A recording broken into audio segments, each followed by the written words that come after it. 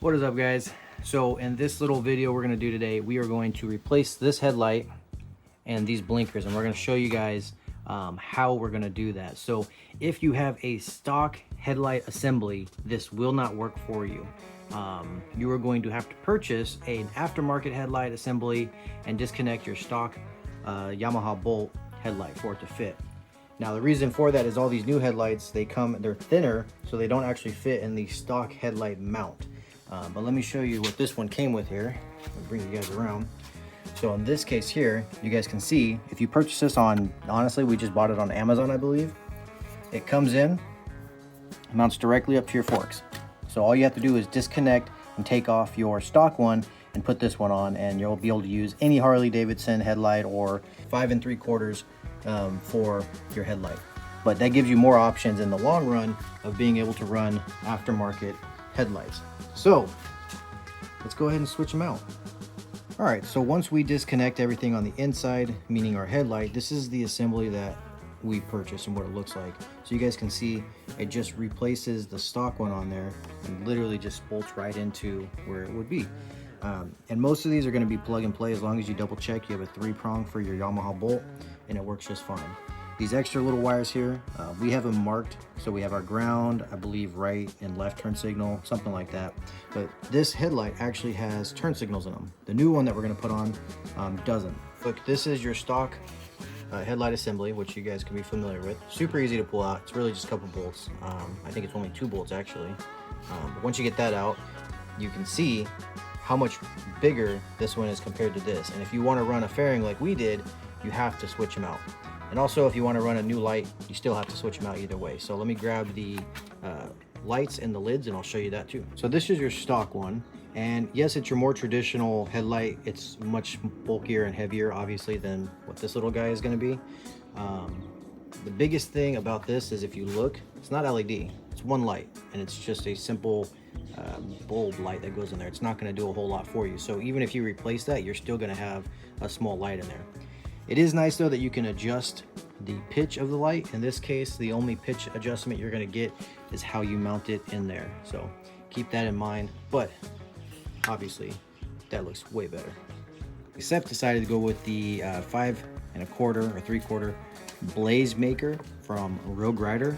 I've used them in the past on my other bikes, and currently I have their blinkers, and I really like their product. I think it's quality, and I also think it's really bright. So not a bad replacement. So Seth's just sitting it in there, make sure it fits, obviously, and it does. It's the same size as his other headlight, and you can still see it's going to be real thin.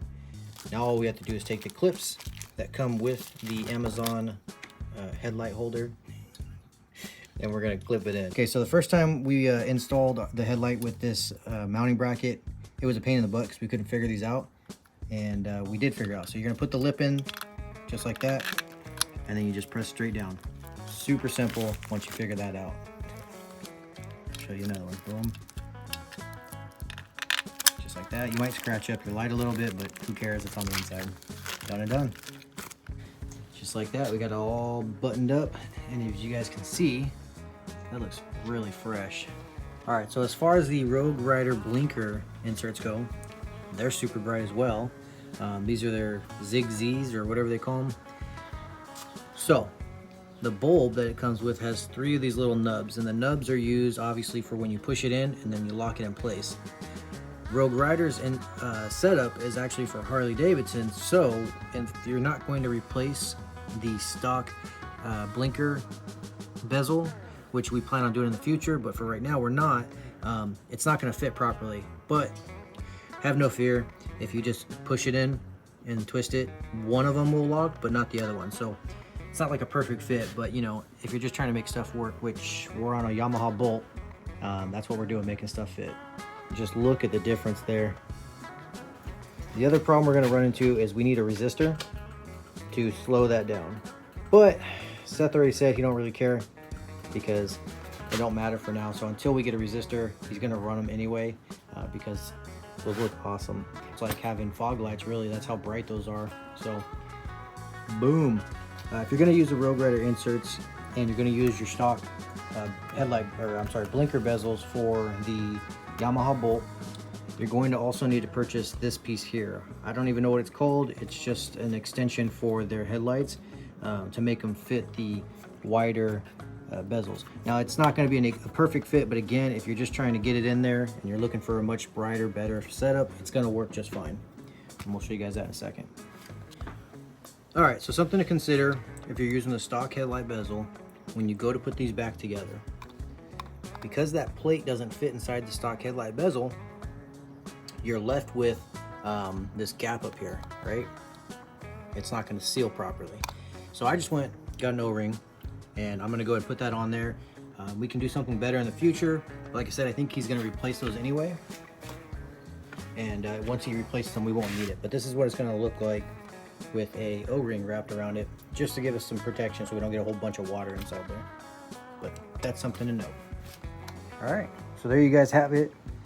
I love the white LEDs up front, especially because they're so freaking bright that they actually do give you some light at night, which is nice. And I mean, they just look good on the bike going down the road.